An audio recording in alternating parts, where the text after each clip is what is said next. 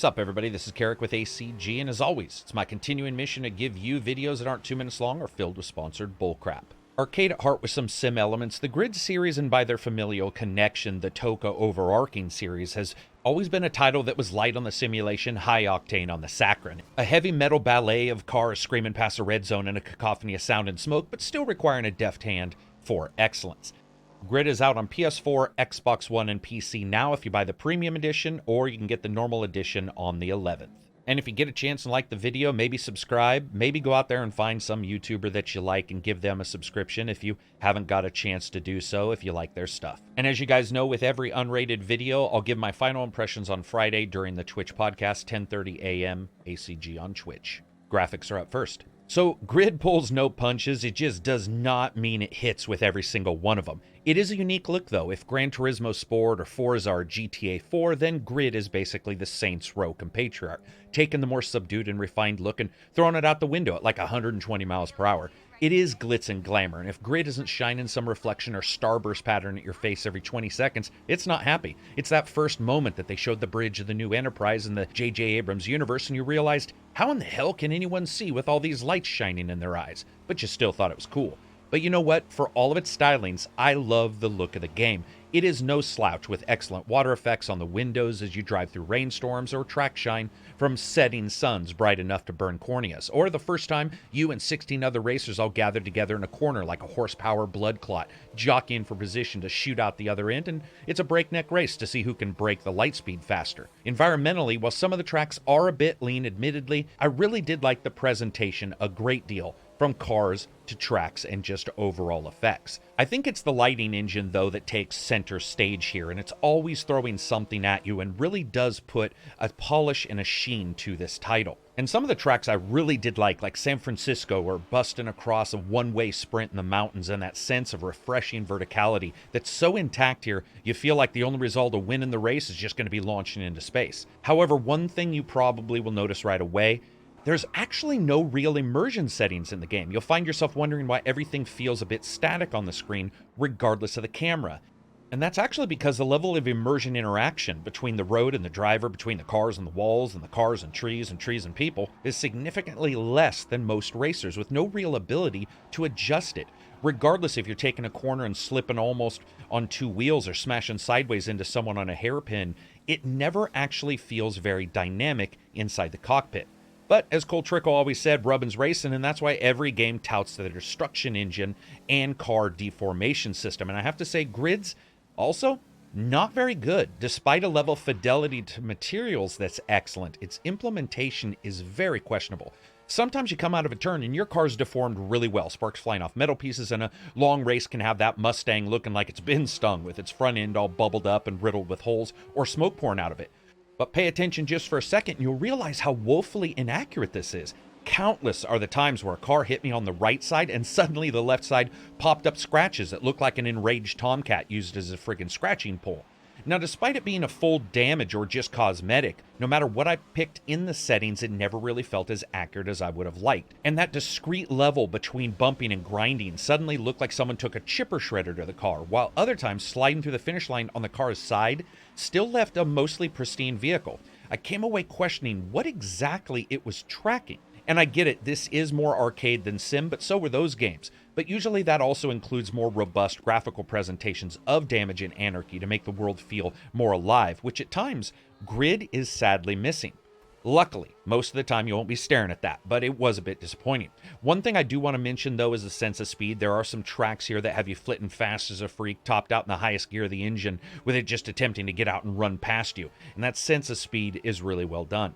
So let's discuss how all this hits your screen, and that's performance. On a top-end i7 at 4.7 with 2080 Ti, the game ran full out at 4K above 60 FPS with all the settings on high. Now, there are some drops here and there, but no particular setting in the graphics really felt like it was the major culprit for those FPS drops.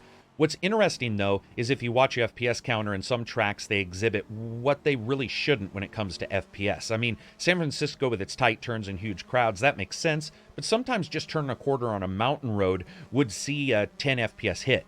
but with averages in the 80s and above range for that hardware, it won't be very noticeable. Also, I do have to point out that game's AA implementation is actually not great, or at least sometimes bugged. If you have TXAA on the game, sometimes you'll see a graphical bug where detail right in front of your car has an odd washed out look to it, like almost a blur. It doesn't occur all the time, and this is with the current patch on 2 different PCs. It happens sporadically, but it was noticeable. Going down to a 1070, you can get 1080p resolution with an FPS above 60, especially if you adjust a couple settings. The 1080 Ti seems the most apt at 1440p. You can switch between full screen, bordered, and borderless, and you have some different options. I wouldn't say there's a ton. You can do things like ambient occlusion, lighting, shadow, crowd detail, and others. When it comes to consoles, the base are capped at 30 FPS, the Pro and the X are capped at 60 FPS, with small drops here and there. Both are really decidedly helped by that higher resolution, though. It is very noticeable. As a complete package, I would say its performance is about what you would expect with a couple caveats. And just like a good race between rivals, performance versus throwing glitz at the screen sees both the good and the bad win a couple races here. And that brings us to sound, music, and voice. All right, good luck out there.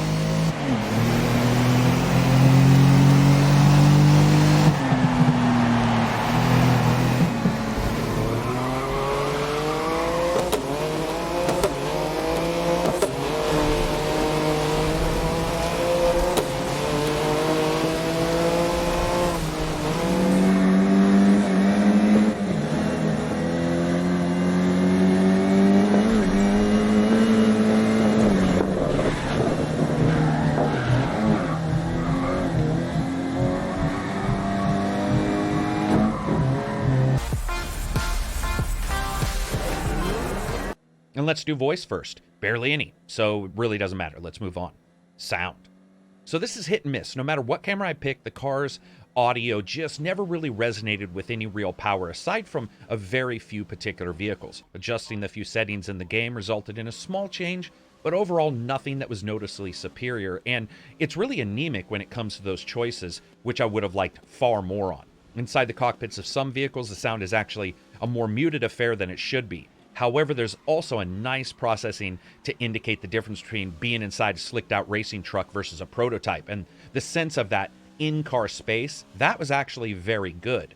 Sadly, one of the more noticeable bits is whenever trading paint with cars and walls and trees and berms and whatever, the sound was very low for those collisions. No setting really fixed this across the studio monitors, the 7.1 home theater, or my headphones. Overall, I'd say it's okay, but certainly not up with some of the best. And that brings us to music. There are only a couple tracks here, especially the exact same ones play every time you win a race, which can get a little bit disconcerting. Most people are going to turn off the music in these kind of racing games, and I would suggest you do so here. You're not really missing anything. A lot of it's just thematic and area effects as you move between different areas. And of course, you have some slightly techno, slightly new age kind of stuff going on in the menus. And that brings us to gameplay and a bit about the story. There is no story, so gameplay.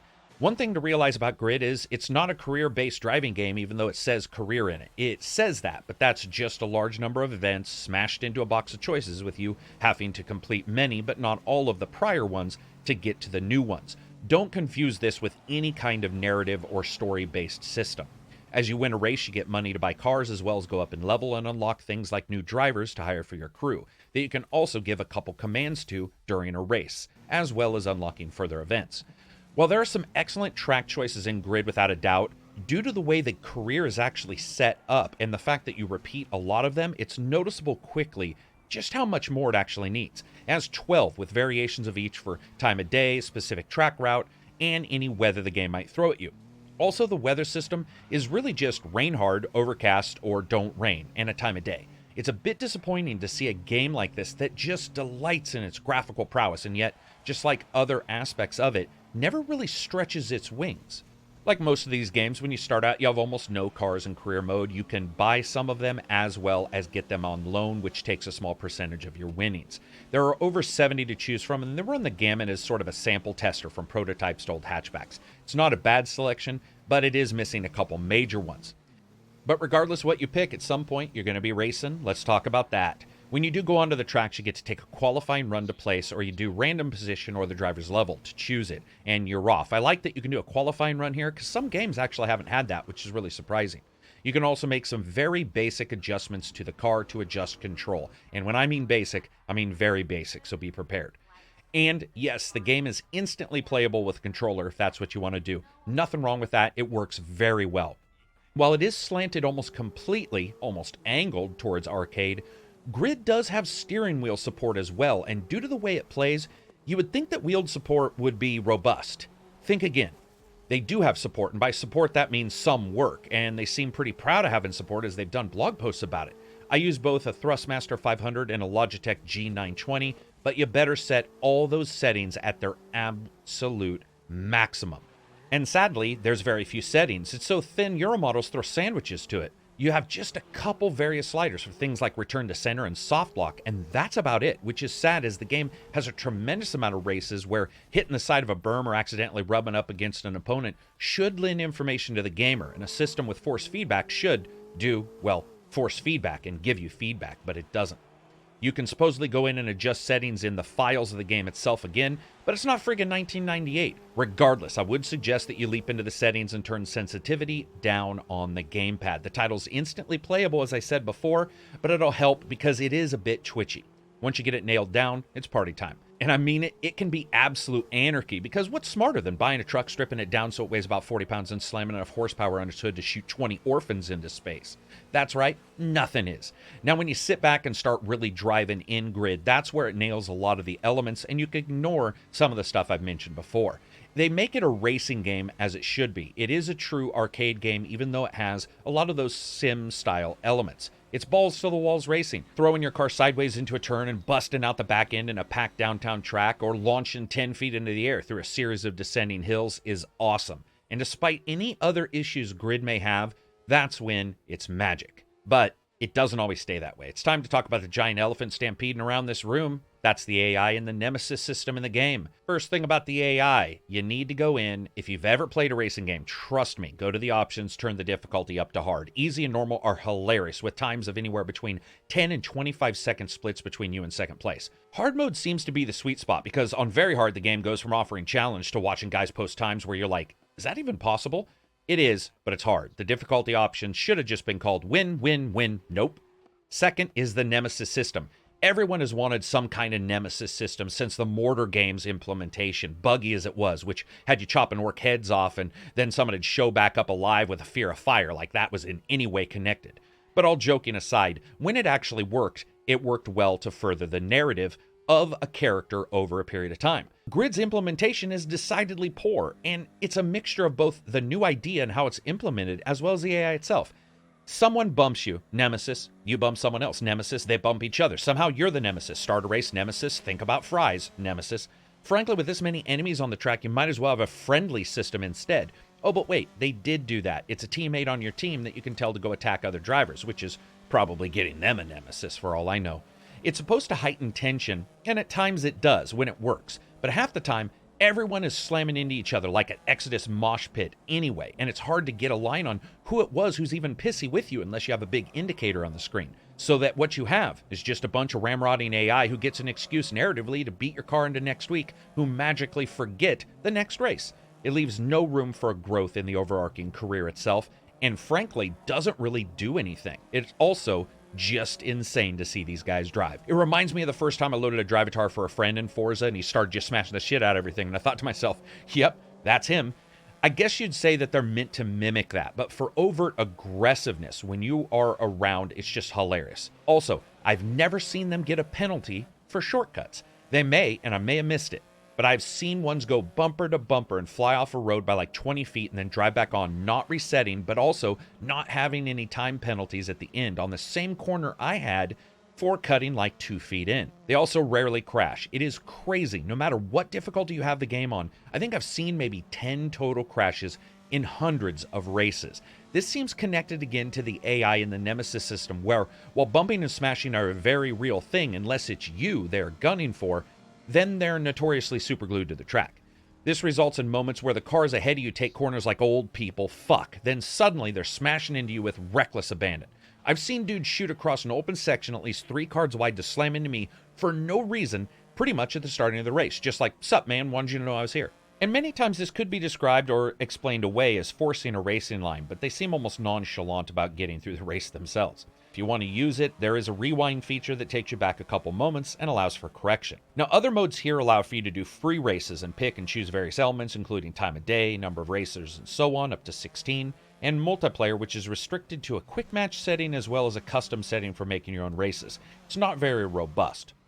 Overall, I would say, while it can be amazing looking and has a lot of events and is at its core enjoyable to race for the most part, its AI, its underutilized Nemesis system with questionable AI already, and a low number of actual tracks means repetition starts to creep up within just a couple hours.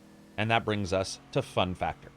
Now, despite all these issues, I did have fun. It was fun busting down roadsides and sweeping gently into a curve, cutting off an opponent. And when everything was working, it was working incredibly well, really enjoyable, especially if you just want to smash folks. And it doesn't matter if you're on the steering wheel or the gamepad, that is still very, very fun. Also, while the game really feels like arcade light due to the presentation of the career and the quick play, that does also help you just get into races easier if that's what you want to do. I think for those who don't want something that requires a lot of skill, Grid will be very fun. It's not hard at all other than that very last difficulty setting, and anybody who's played racers for any particular amount of time is going to just absolutely nail that. Working through the events is cake, but everything in the game is awkward in almost everything it does. There's an identity crisis here that's instantly noticeable. Overall fun, but with a number of problems. So as you guys know with the Unrated series, I'm going to continue to give my updates on this. Most likely I'll give the final update on the Twitch podcast, 10:30 a.m. Pacific Standard Time on Twitch, where we do the international podcast, and I'll probably give my final score. I just haven't got through all the cars, and I want to test a couple other things because there is so many oddities here. I think it's well worth it. It's graphical glitz, I think, but it's mixed with a really sedate in-seat impression. And for some people, especially people who just want to go out there and race and maybe not worry so much about it being very difficult or a lot of challenge, it can be highly enjoyable. Just not 100% sure for how long. So anyway, that's it for me. I hope you guys liked the video. If you did, give it a thumbs up. If you didn't, give it a thumbs down. As always, you can check out Reddit and Facebook and Twitter, but you can become a patron on the Patreon website, which allows me to continue to give you guys reviews that aren't 2 minutes long or filled with sponsored bullcrap. Peace out and enjoy the rest of your week.